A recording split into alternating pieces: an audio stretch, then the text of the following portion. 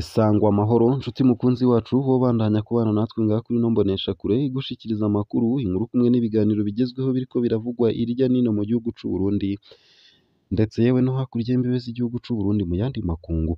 Nonyemerere nkuhe ikaze, ndaguhaye mwaramutse neza cange mwiriwe neza bivanye n'aho udukurikira uherereye kuri uyu munsi. Wowe udukurikira uri mu gihugu c'u Burundi ndaguhaye ikaze ntanakwipfuriza kubandanya uraroranirwa mu vyo uriko urarangura, ndetse yewe nawe udukurikira uri hakurya y'imbibe z'igihugu c'u Burundi mu bihugu bibanyi nk'igihugu kibanyi ca Uganda, igihugu kibanyi ca Tanzania, igihugu kibanyi ca Repubulika Iharanira Rusange ya Kongo n'igihugu kibanyi c'u Rwanda. Mwese ndabakengurukiye cane ngaha kuri ino mboneshakure imwe rudende ibatohoreza amakuru aba ariko aravugwa mu bisata bitandukanye nk'igisata c'inkino, igisata c'indero, igisata ca politike, igisata c'umutekano, igisata c'uburimyi n'ubworozi, igisata c'ubutunzi, igisata c'imigenderanire n'ayandi makungu kumwe n'ibindi bisata bitandukanye irya nino mu gihugu c'u Burundi. Hama nyene ikabigushikiriza vyose uko vyakabaye mu buryo butosoye kandi butomoye.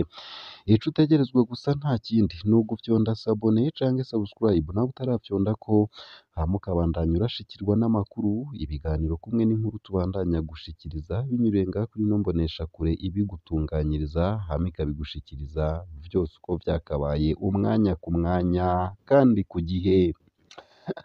Ano makuru araba ashimikiye ku ngingo nkuru zikurikira. Mu ntara ya Rumonge hariko haravugwa ihagarikwa n'ipfungwa ry'umukuru wa sentare nkuru y'intara. Gaspard Nahayo yarungitswe mw'ibohero rikuru rya Bururi mu bumanuko kuri uyu wa kane ku mugoroba. Mu vyo yagirizwa harimwo guhungabanya ubutunzi bw'igihugu. Kubw'umuvugizi w'igipolisi c'u Burundi, uwo mukozi wa leta yahagaritswe n'igipolisi co mu Rumonge. Yahagaritswe mu gitondo c'uwu wa kane. Gaspard Nahayo kandi yahagaritswe ku mutahe w'umushikirizamanza yegamiye sentare isubiramwo imanza ya Bururi. Iyo nkuru ku buryo buramvuye ni mu kanya gatoya ntuje kure. Nayo mu ntara ya Cibitoke hariko haravugwa iduga ry'ibiciro ry'ibifungurwa. Iduga ry'ibiciro vy'ibifungurwa riribonekeza mu makomine yose agize intara ya Cibitoke mu buraruko bushira uburengero bw'u Burundi. Hakaba haheze ukwezi kurenga. Buramatari wa Cibitoke aremeza ayo makuru akavuga ko ibihano bitegekanijwe ku baduza ivyo biciro.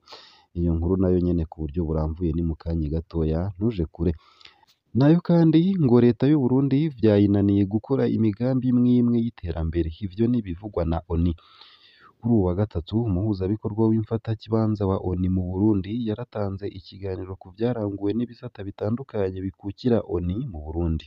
Abdou Dieng yemeje ko leta y'u Burundi iri mu bushobozi buke bwo gukora imigambi myinshi y'iterambere kubera kubura uburyo. Aranegura imishahara mibi. Umukuru w'inama nkenguzamateka yemeza ati turafise ikibazo gikomeye c'ubushobozi buke. Nayo mu yandi makuru kandi ndibukugezeko n'iyi nkuru ivuga ko Maison Shalom yahimbaje isabukuru yayo y'imyaka 30 mu kimenyetso c'urukundo mu bantu. Maison Shalom ishirahamwe ry'u Burundi rifasha abatishoboye rikorera mu Rwanda haraheze imyaka 8 ryarahimbaje imyaka 30 rimaze rikora muri iyi ndwi. Kuva mu Ruyigi ni ukuvuga nyene mu gihugu c'u Burundi gushika i Mahama mu gihugu c'u Rwanda uciye i Kigali, ubufasha bwayo burashimwa n'urwaruka rurenga 5000 rw'abarundi ruri mu mashure. Nubwo aronderwa n'igihugu ciwe, Margarite Baranyitse yatanguje Maison Shalom aranezerejwe n'ikibanza c'iteka afise ku rwego mpuzamakungu. Ese ayo gusa, ayo hamwe n'ayandi ni mu kanya mu buryo bw'idonido ntuje kure. Ano makuru ntunyemerere nyatangurire kuri ino nkuru ivuga kw'ihagarikwa n'ipfungwa ry'umukuru wa sentare nkuru y'intara ya Rumonge. Gaspard Nahayo yarungitswe mw'ibohero rikuru rya Bururi mu bumanuko kuri uwu wa kane ku mugoroba. Mu vyo yagirizwa harimwo guhungabanya ubutunzi bw'igihugu. Kubw'umuvugizi w'igipolisi c'u Burundi, uwo mukozi wa leta yahagaritswe n'igipolisi co mu Rumonge. Yahagaritswe mu gitondo c'uwu wa kane. Gaspard Nahayo yahagaritswe ku mutahe w'umushikirizamanza yegamiye sentare isubiramwo imanza ya Bururi.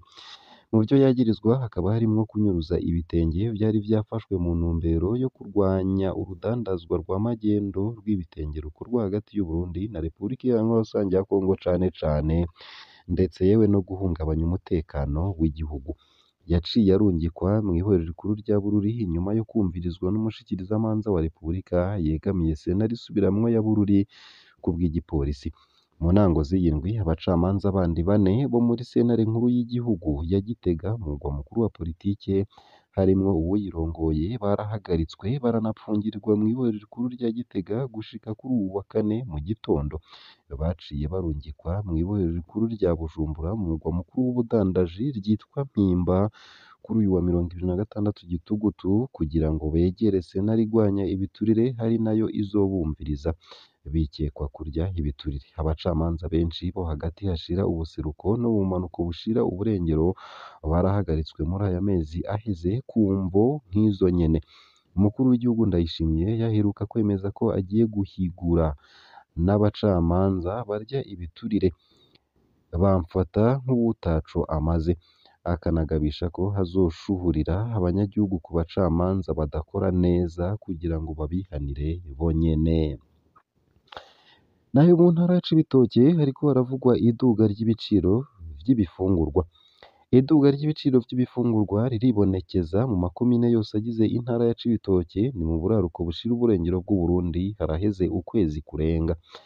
Buramatari wa Cibitoke haremeza ayo makuru akavuga ko ibihano bitegekanijwe ku baduza ivyo biciro. Abanyagihugu twabajije batomora ko hibonekeza iduga ry'ibiciro vy'ivyankenerwa muri iyi minsi iheze mu makomine 6 yose yo muri iyo ntara yo mu buraruko bushira uburengero bw'Uburundi. Ikiro c'umuceri ikiro c'umuceri n'ibiharage cavuye ku 3,300 n'ibihumbi 3,800 kija ku mafaranga 4,000 n'ibihumbi 4,800 y'amarundi. Nayo ikiro c'umuceri uva muri Tanzania cavuye ku mafaranga 4,500 kija ku mafaranga 5,700 mu kiringo gito c'ukwezi kumwe.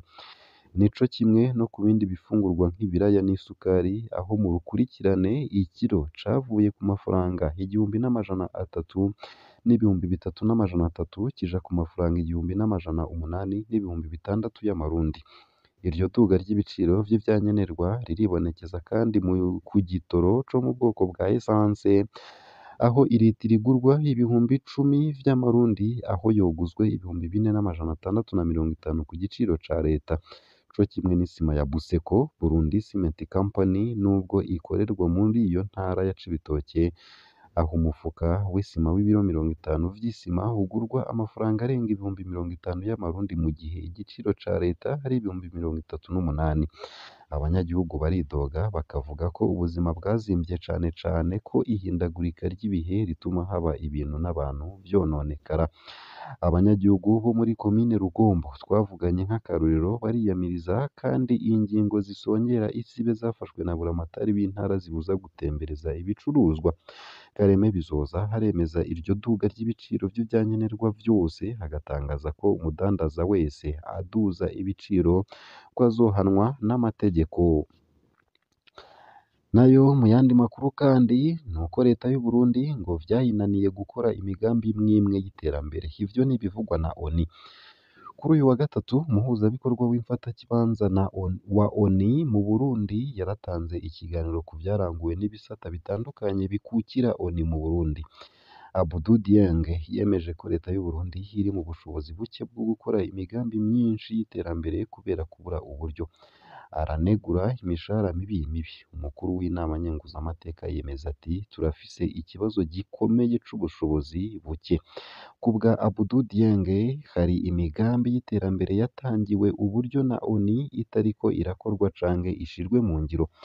Imvo ngo ni ukubura ubushobozi. Ubu leta itubwira iti ntitwakoze imigambi kuko nta bushobozi dufise.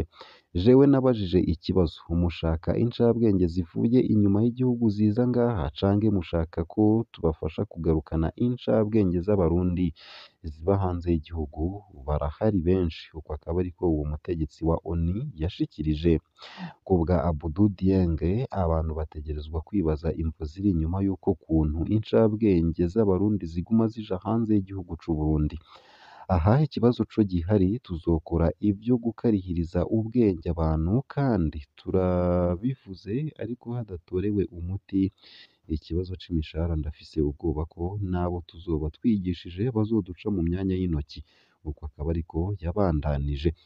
uwo muhuzabikorwa w'imfatakibanza wa ONU mu Burundi arababazwa n'uko incabwenge nyinshi z'Abarundi zitagaruka gukorera igihugu cazo mu gihe abandi bariko barakoresha ubumenyi bwazo.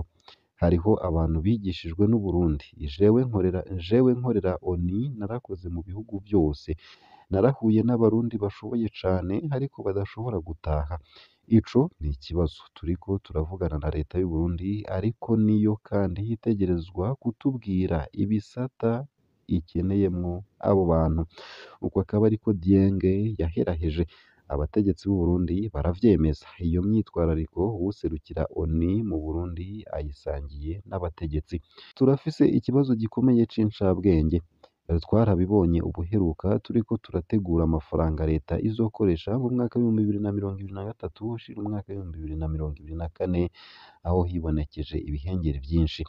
Ariko twari twegeranije abahinga mu gisata co gutegura imigambi bivanye n'uburyo kugira ngo dushobore gushika ku gikorwa gikozwe neza.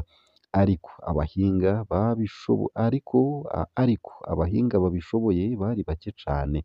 Uko akaba ariko yatangaje ku munsi wa kabiri mu gihe umushikiranganji w'ikigega ca leta yariko arerekana ivyaranguwe mu mezi atatu imbere y'inama nshingamateka. Yaranagaragaje umubabaro ati jewe ndibaza uko ibintu vyifashe mu bisata bitandukanye. Nimba hose bimeze uko twame twiteze ugucerwa mu gutanga ivyegeranyo. Ubuheruka sendika y'abaganga b'Abarundi yarababajwe n'ukuntu abaganga b'Abarundi baguma baja mu bindi bihugu bavuga ko umushahara muto ariyo ntandaro.